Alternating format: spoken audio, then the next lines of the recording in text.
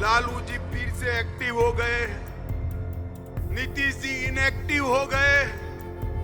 अब लालू जी एक्टिव होते हैं, नीतीश जी इनएक्टिव होते हैं, तो आप समझ सकते हो कि बिहार कैसा चलेगा। जैसे बिल्ली रास्ता काट देती है ना, इसलिए बिहार में जिस तरीके से हम लोग काम कर रहे हैं और वो आ रहे हैं हम लोग का बाधा बनने के लिए, रास्ता काटने के लिए, तो ये नामुमकिन नहीं है।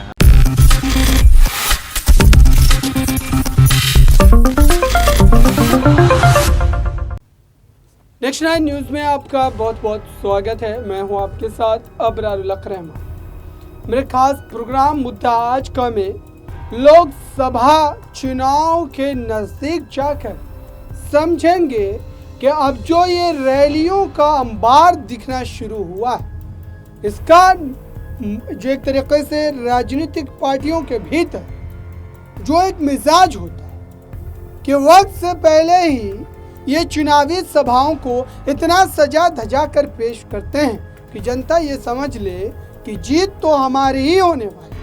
और दरअसल इसी कड़ी में भारतीय जनता पार्टी ने एक बड़ी बाजी मारी। दरअसल बिहार के मिथिलांचल क्षेत्र में आज देश के गृह मंत्री अमित शाह पहुंचे और अमित शाह पहुंचे मधुबनी में। मधुबनी इस क्षेत्र में पहुंचने के बाद, मधुबनी का अगर आप नाम सुनते हैं तो आपको ये पता होगा मिथिला पेंटिंग कितना ज़्यादा प्रसिद्ध है। और अमित शाह ने अपने बयान में कई बार मिथिला पेंटिंग का जो जिक्र है वो किया और साथ ही ये भी कहीं ना कहीं कहा कि प्रधानमंत्री नरेंद्र मोदी G20 में भी विदेशों से आए उन मेहमानों को G20 की भव्यता को लेकर के बड़ी ही बारीकी से समझाया। लेकिन अब आ जाते हैं राजनीति पर। दरअसल बिहार का जो गणित है वो भारतीय जनता पार्टी के लिए फिट बैठता है। खासकर 2019 का लोकसभा चुनाव का जो गणित है वो तो बिल्कुल फिट बैठता है। दरअसल लोकसभा चुनाव में जो नतीजे रहे थे वो मैं आपको दिखाता हूं और साथ ही विधानसभा चुनाव का भी नतीजा दिखाता हूं। विधानसभा चुनाव में एनडीए को 125 सीटें मिलती है जब नीतीश कुमार भी साथ होते हैं। वहीं महागठबंधन को 110 सीटें मिलती है और अन्य जो है वो 8 सीटों पर सिमट जाते हैं। लोकसभा चुनाव की अगर बात करें 2019 के दर्शकों तो एनडीए को 39 सीटें मिलती है, महागठबंधन को 1 सीट और अन्य 0 पर सिमट जाते हैं। अब सोचिए कि 2020 में जो विधानसभा चुनाव हुआ दर्शकों, उसके नतीजे किस ढंग से रहे और एक साल पहले 2019 का जो लोकसभा चुनाव हुआ उसका नतीजा क्या रहा। 20 का विधानसभा चुनाव था और 19 का लोकसभा चुनाव। अब आप ये आंकड़े तो समझ चुके हैं। आइए आपको अमित शाह के उस बयान को सुनाते हैं जो उन्होंने मधुबनी में जा करके दिया है। बिहार के अखबार पढ़ रहा हूं, बारीकी से पढ़ रहा हूं।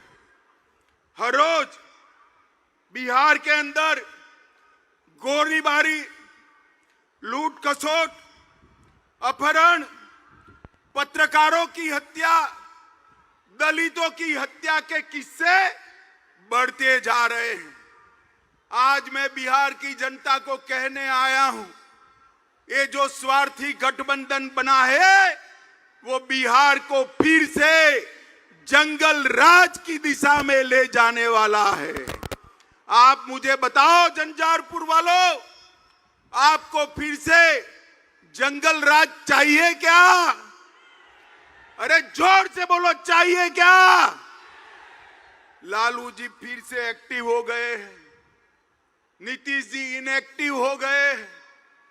अब लालू जी एक्टिव होते हैं, नीतीश जी इनएक्टिव होते हैं, तो आप समझ सकते हो कि बिहार कैसा चलेगा। मित्रों, ये जो नया अलायंस किया है उसका नाम बदलने की जरूरत पड़ी। नाम क्यों बदला? पहले यूपीए के नाम से वो काम करते थे। 12 लाख करोड़ के घपले घोटाले भ्रष्टाचार किए। रेलवे मंत्री रहते हुए लालू जी ने अरबों खरबों का भ्रष्टाचार किया। कोर्ट में केस चल रहे हैं और नीतीश जी अब लालू जी के भ्रष्टाचार को नहीं देखते हैं। उनको मालूम है कि बिहार के विकास के लिए यूपीए ने कुछ नहीं किया। मैं आगे बताऊंगा। और भ्रष्टाचार किया, यूपीए के नाम से वो नहीं आ सकते हैं, इसलिए इंडी अलायंस के नाम से वो आ रहे हैं। मगर पहचान कर रखना, नाम कोई भी बदले, ये वही लालू प्रसाद यादव है जिसने बिहार को सालों तक पीछे धकेलने का काम किया है।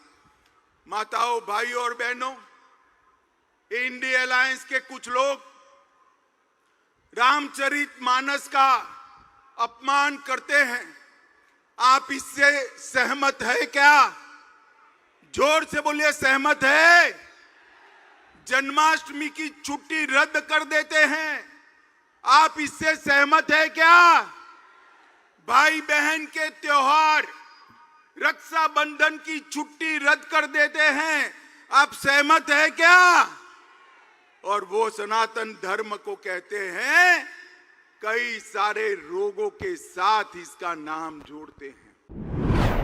तो आपने सुना दर्शकों, अमित शाह लगातार फिर से एक बार उसी उम्मीद में मधुबनी मिथिलांचल पहुंचे कि फिर से एक बार जो है बिहार की 40 सीटों में से 39 नहीं बल्कि 40 की 40 सीटें जो है वो भाजपा की झोली में चली जाए। और मात्र एक सीट ऐसी थी दर्शकों, किशनगंज की, जहां पर कांग्रेस पार्टी ने जीत हासिल की। बाकी लोकसभा की 40 सीटों में से 39 सीट भाजपा की झोली में चली गई थी और महागठबंधन के दलों को जो है कहीं ना कहीं मुंह की खानी पड़ी।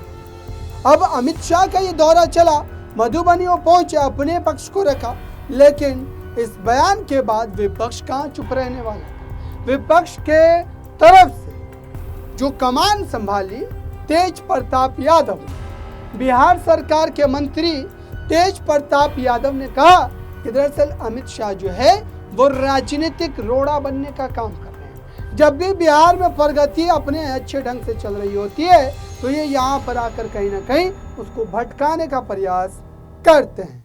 सुनिए उनके इस बयान। बिहार दौरे पर आए हुए हैं, क्या कहेंगे? तो अमित शाह है तो उससे क्या फ़र्क पड़ेगा बिहार दौरे पे?